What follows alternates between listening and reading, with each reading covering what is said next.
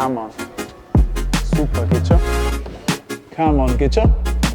Ja, sauber, sauber, sauber. Jetzt hat es viel sauberer ausgeschaut. Okay, cool. Ja, wir sind heute da im Blockhaus, weil wir über Thema Verletzungen reden und Verletzungsangst auch, die dann dazukommt, wenn man vielleicht schon eine Verletzung gehabt hat, wie ihr beide jetzt da ja, was ich schon off-cam gehört habe. Und dann natürlich auch, wie man Strategien entwickeln kann, um Verletzungen vielleicht im Klettersport und im Bouldern vor allem vorzubeugen und eben dann, wie man dann mit der Angst eben umgehen kann. Aber da würde ich mir einfach sagen, ja, schauen wir mal rein, klettern wir, ihr habt es ja schon aufgewärmt, oder? Ja. Und das können wir dann nachher noch ein bisschen genauer besprechen.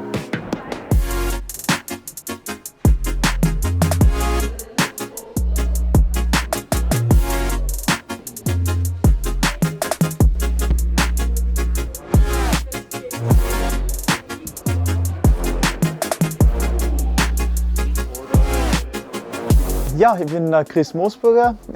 Ich mache Sportpsychologie und ich helfe Sportlerinnen und Sportlern, sich auf der mentalen Ebene so weit weiterzuentwickeln, dass sie in Wettkampfsituationen natürlich ihre Leistung abrufen können.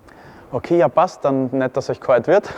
Gehen wir zu irgendwie Bouldern auch, die ein bisschen so, ja, euer Niveau sind oder wo ihr halt sagen müsst, okay, da muss ich jetzt ein bisschen mehr eindenken und vielleicht eben solche Strategien noch mehr anwenden als jetzt da vielleicht beim Aufwärmen.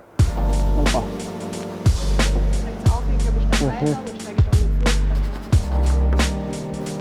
Und was machst du jetzt, wenn du vor einem Boulderproblem stehst, das jetzt schwierig ist für dich?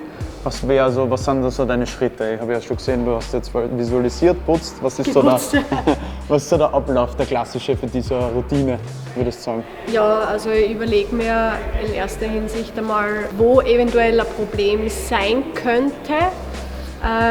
Und in dem Fall wird es wahrscheinlich bei mir der Topzug sein. Das heißt, ich werde dann zu Matthias sagen, dass er bitte da hinten in meinem Sturzrahmen steht, dass falls er zurückkippt, dass hinter wer steht und dass ich nicht auf den Rücken fliege. Okay, dass wer spottet und auch natürlich schaut, ob wer da ist. Ich meine, wir sind jetzt gerade allein. Ja, genau.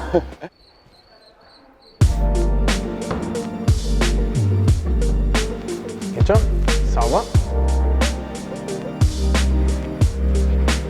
Ja, das ist super. Sauber, geht schon. Sauber. Sauber! Ja, super! Zack und geschafft! Wie cool! Sagst du, ja? Super, hey, geil! Das ist ja mega! Heute hat sich der Fuß gut angefühlt. Okay. Das heißt, letztes Mal war das. Und das letzte Mal habe ich ihn auch allein probiert und ich habe keinen gehabt, der was mich spottet. Und wenn mir wer spottet, das hilft mir voll viel, dass ich weiß, es steht da hinten jemand, der was mir auffängt, falls es schief geht. Ja, gibt einfach Sicherheit. Ja, gell? voll. Ja. Also ich merke, ich traue mich viel mehr, wenn ich gespottet werde. Cool. Wir können ja einen kleinen Blick einmal in unsere Unfallberichte werfen. Da haben wir zum Beispiel Fuß umgeknickt, Knie verdreht, auf Ellbogen gestürzt, umgeknöchelt, umgeknöchelt, umgeknöchelt, umgeknöchelt, umgeknöchelt, umgeknickt, beim Huken abgerutscht, nichts gerissen, aber umgeknöchelt, auf Daumen gefallen, Schulterluxation, auf Gesäß gelandet, also man sollte mit den Beinen landen, abgerutscht und umgeknickt. Wie dick ist denn die Mappen? Wir können das ewig so fortsetzen. Wenn Sie in eine Boulderhalle gehen, dass da nichts passieren kann, das stimmt ja nicht. Ja? Weil wenn du 3 Stunden bouldern gehst, wirst du den ganzen Abend sicherlich öfter abspringen als Topsklettern. Ja? Und das ist auch die Quintessenz vom Bouldern, dass du Dinge ausprobierst und dein Limit ein bisschen pusht. Ja? Und es wird ohne kontrollierten Abspringen nicht möglich sein. Ja. Dafür bieten wir eben auch unsere Kurse an.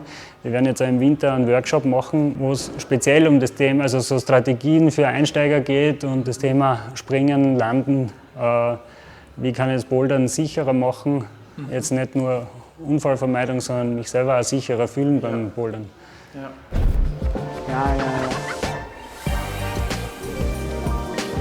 Ja. Nein, ich glaube, muss erst auf die untere, ja.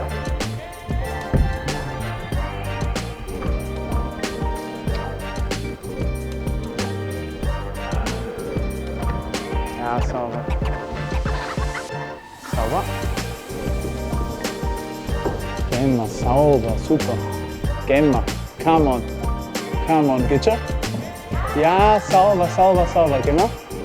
Ja, come on, zieh's durch. Ja, super. Yes, let's go. Nice, sauber, geil. Jetzt hat es viel sauberer ausgeschaut. Ja, wenn ich jetzt muss sagen, ich fühle mich ja da oben und der ist noch immer da unten denkt. Ah, wirklich? Dass ich das da oben jetzt eigentlich fast wieder vergessen habe, was ich tun muss. Und das geht natürlich ganz vielen Sportlern so, oder? Man denkt vielleicht an einen Fehler, den man unten gemacht hat, nur man ist sich dann doch verstiegen und zieht das vielleicht dann durch den ganzen Boulder mit. Da kann man einfach Tools auch mitgeben, wie du dann genau in dem Moment vielleicht bleiben kannst und zu sagen, okay, da oben bin ich nicht mehr mit dem Gedanken da unten, dass ich vielleicht da jetzt schlecht gestiegen bin oder wie ich das da jetzt gemacht habe, sondern ich habe vielleicht dazwischen schon ein Selbstgespräch geführt oder einmal durchgeatmet, dass ich sage, okay, ich bin jetzt da oben. Aber ja, das verstehe ich, das ist im Bouldern, der Kopf ist so arg dabei. Okay, cool, aber dann schauen wir zu einer Wand, wo ihr quasi noch nichts kennt. Jetzt stehen wir ja wirklich an der Unfallstelle, von was passiert ist, oder? Ja, es war eigentlich so Full Commitment. Also ich habe den Boulder ewig projektiert und an dem Tag habe ich mir gedacht, heute fühle ich mich total fit. Ja. Und ich bin dann halt leider wirklich aus dem riesigen Henkel rausgerutscht und bin dann mit der Hand voraus auf der Matten aufgekommen, von ganz oben. Und habe mir halt leider den Ellbogen auskugelt und alle Bänder gerissen und ja, lange Phase, bis ich jetzt wieder Klettern anfangen habe können, also inklusive Operation, 2 Monate Physiotherapie, Klettern noch immer nicht das Niveau, das ich vorher geklettert habe. Okay, und du hast schon ein bisschen gesagt, du bist schon wieder in die Situationen wieder eingegangen, langsam Ja, dann langsam. wieder? Okay, ja, langsam. Ich habe mir das wirklich angewöhnt, dass ich jedes Mal, wenn ich herkomme, mir ganz einen leichten Boulder suche, einen grünen oder so, und den halt wirklich 2-3 Mal kletter. Cool. Einfach, ist so dass cool. ich mich mit der Situation auseinandersetze. Ja, die Konfrontation natürlich mit der Situation, aber nicht übertrieben, sondern eben langsam, wie du es gemacht hast, ist natürlich das, was uns dann hilft, da wieder uns dran zu gewöhnen und da wieder einfach Vertrauen in die eigenen Fähigkeiten zu kriegen und dass auch nichts passieren kann. Geht schon? Ah ja, sauber. Ja, sauber. Ja, das geht? Weil man da die Stabilisation auch nach außen hat, oder? Ja, gibt auch Sicherheit, oder? Nicht so viel Schwung eine, ja. Okay, verstehe, ja. Probier es. Ja, probieren wir es, cool.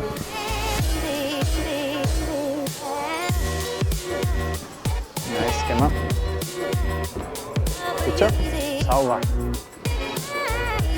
Geht schon. Gehen wir. Ja, sauber, geht schon. Come on. Super, geht schon. Sauber, geht schon. Yes, come on. Super, ja, stehst super. Geh mal, come on. Ah, shit. Der Grüne voll im Weg. Ein guter Fight. Ich mache jetzt den grünen neben. Ja, okay. Das ist Strategie, ist so. Ja. ein anderes Ich gehe Projekt. nicht von der Wand weg, ohne dass ich genau da am Boden komme. Und wenn es grüner ist. Ja, cool.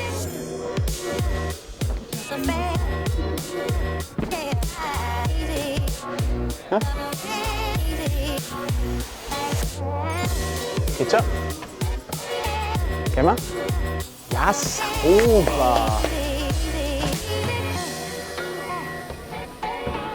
Sauber. Okay, das war cool. Das war richtig cool. Hey, das hast du jetzt voll committed. Ich habe mir nämlich kurz gedacht, oh, jetzt bist du doch in so einer Situation, wo es eigentlich wieder so ein Zug ist, oder? Genau der? Ausschwingen? Aber das war nicht so hoch. Okay, das war jetzt nicht so hoch. Das war nicht so hoch, das ist ja, voll okay. Ist okay. Ja. Cool. Was würdest du sagen, sind so echt No-Gos im Rudensetzen, wo du sagst, okay, wenn du so einen Boulder jetzt ihr baut und du siehst so einen Boulder, sagst du, hey, na, das geht so nicht, den müssen wir bitte noch ein bisschen adaptieren. Vom Routenbau selbst sind es halt, wir sagen ganz gern zum Beispiel Todeshooks dazu. Ja. Oh, wow. Das ist ein gutes Beispiel. Ja. Dynamische Bewegungen und ich verliere zum Beispiel eine Hand, kriege ich eine Rotation oder nicht. In einer Übung, in einem Einsteiger werde ich schauen, dass ich die Dynamik so weit reduziere, dass das Abspringen immer leicht möglich ist. Mir ist wirklich diese Angst, da umspringen auf dieses Dings, dass ich mich da wieder verletze. Und ich bin beim Seilklettern, wollte klippen, ist Seil raus und dabei ist die Hand ausgerutscht und bin auf ein Bankerl mit dem Fuß draufflogen und habe mein Sprunggelenk abgerissen. Okay, Strategie kann sein, wieder bei der Kerstin auch ein bisschen anzutesten. Ja. Einfach auch zu sagen, okay, passt, vielleicht springst du jetzt nicht von da weg. Ich starte einmal da und springe einfach einmal so her. Weil das ist im Endeffekt das, was wieder herkommen muss. Einfach das Vertrauen in den Knöchel wieder zu sagen, okay, eigentlich ist der jetzt stabil und ich fliege jetzt nicht beim Seilklettern da gerade auf ein Bankerl, sondern ich konzentriere mich, schaue mir das an und deswegen vertraue ich da, dass es auch halten wird.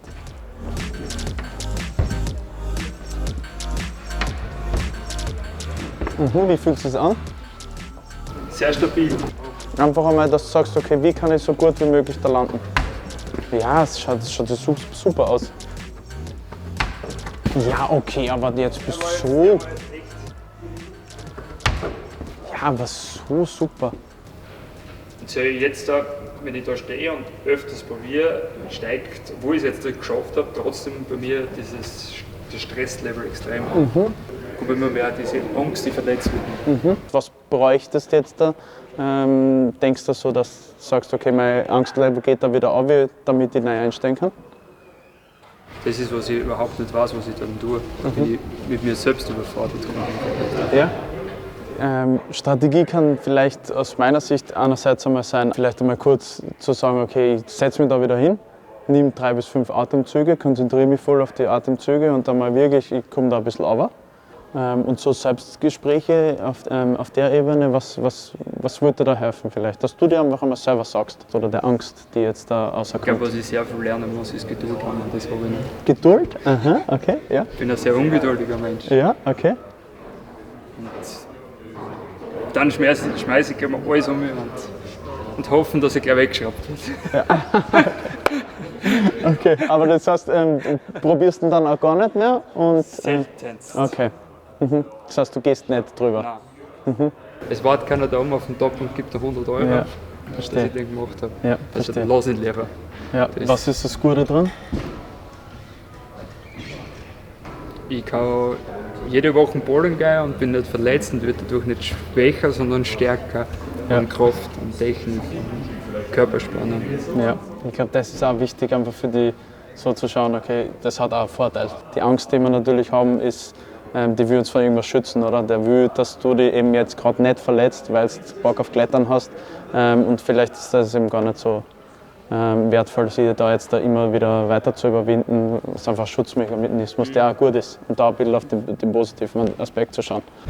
Also Scheitern wird ja in unserer Gesellschaft oft als Niederlage wahrgenommen.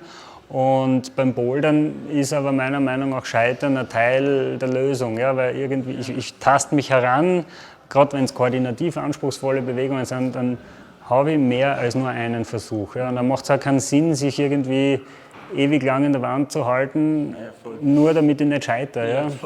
Ja? Und der zweite Punkt ist dann das Commitment eben. Das sind dann schon die Fortgeschritteneren, also die so diesen ersten Schritt schon gewagt haben oder da schon drüber sind und schon die Technik haben, dass sie schon in ein bisschen schwierigere Boulder reinkommen. Und die wollen es dann oft wissen. Ja? Und wenn du dann aber zu viel Commitment an den Tag legst und dann die Situation vielleicht falsch einschätzt, dann kann es halt sehr leicht passieren, dass du nur Passagier bist. Und das ist ein schmaler Grat. Ja? Wie weit gehe ich aus meiner Komfortzone raus und wo tut es dann aber weh, dass es dann in die andere Richtung umschlägt. Ja. Willst du es nochmal probieren? Probier es sicher nochmal. Ja? Ich bin heute recht fit. Ja, für Sie fit, okay, super. Ja, top. Geht schon, alles easy. Oh, so stark. Hättest du das erwartet heute, dass du so nachher kommst? Nein? Cool. Überhaupt nicht. Ja, hey, sauber. Jetzt wird's wieder Stress, ein bisschen mehr. Ja. Ja, verstehe. Jetzt bist du konfrontiert mit, okay, vertraue auf meinen Fuß, aber ich kann trotzdem scheitern. Genau. Ja, das ist natürlich eine schwierige Situation. Geht schon.